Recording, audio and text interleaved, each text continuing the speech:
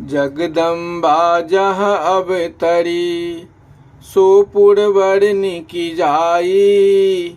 रिद्धि सिद्धि संपत्ति सुख नित नूतन अधिकाई। मंगल भवन अमंगल हारी द्रबहु सुदशरथ अजीर बिहारी। जहाँ जगत की माता पार्वती जी ने आकर अवतार लिया है, उस पुर की शोभा का वर्णन कैसे किया जाए। वहाँ रिद्धि सिद्धि सारी संपदाएं नित्य नवीन रूप में आकर प्रकट हुआ करती थी। नगर निकट बारात सुनी आई, पुर खर भरु शोभा अधिकाई।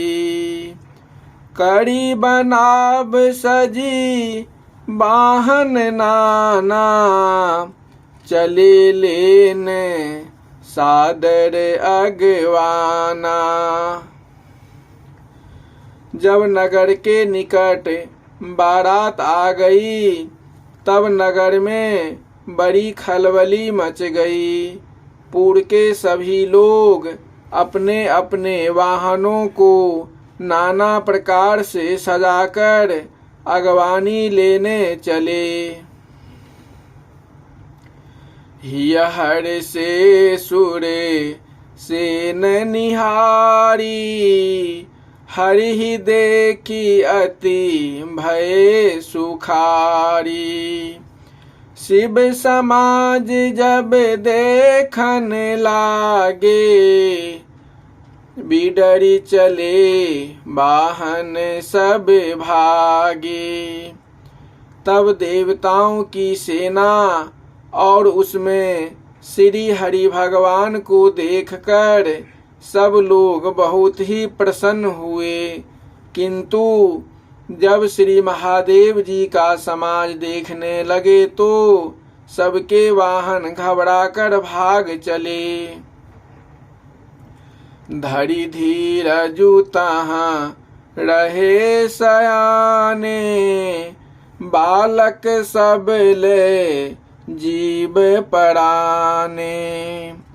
गए भवन पूछहि पितु माता, कही बचन भय कंपति गाता।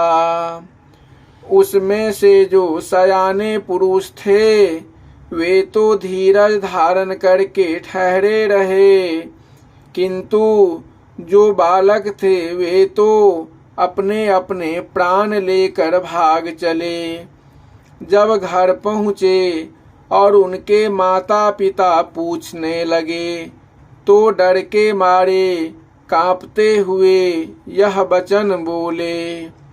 कहिय काह कही जाई न बाता, जम कर धार किंधो बड़ी आता।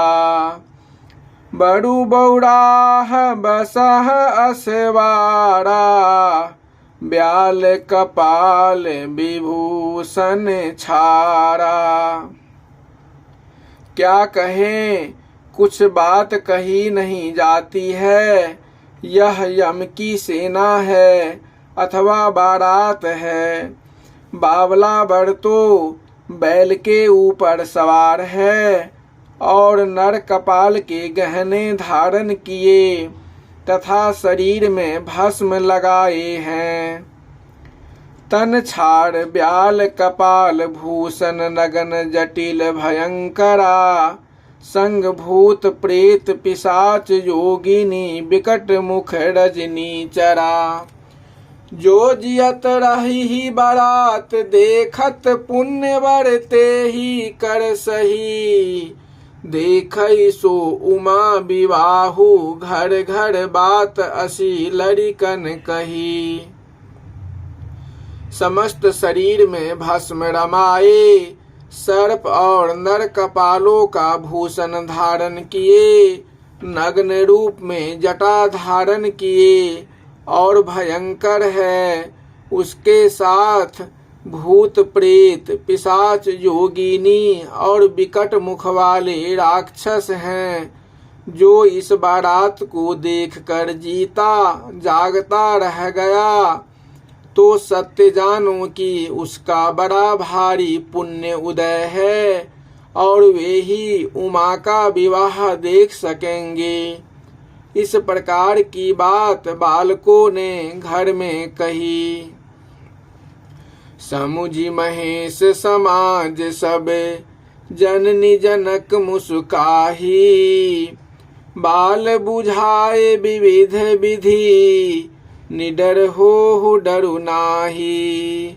मंगल भवन अमंगल हारी। द्रबहु सुदशरथ अजीर बिहारी। तब बालकों के माता पिता श्री महादेव जी के समाज को समझ हंसने लगे और उन्होंने अनेक भांति से बालकों को समझा बुझा कर कहा कि निर्भय हो जाओ, इसमें डरने की कोई बात नहीं है। ले अगवान बारात ही आए।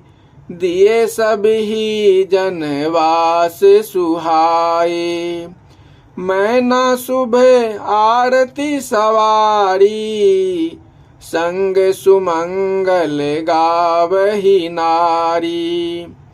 अगवानी करके लोग बारात को लिवा लाए और सबको सुंदर जनवासा दिया। हिमालय की स्त्री मैना सुंदर आरती सजाकर साथ में स्त्रियों को ले सुंदर मांगलिक गीत गाने लगी। कंचन थार सोहबर पानी। परिछन चली हरसी हरसानी। बिकट वेश रुद्र ही जब देखा। अबलन उड़ भय भयउ बिसेखा।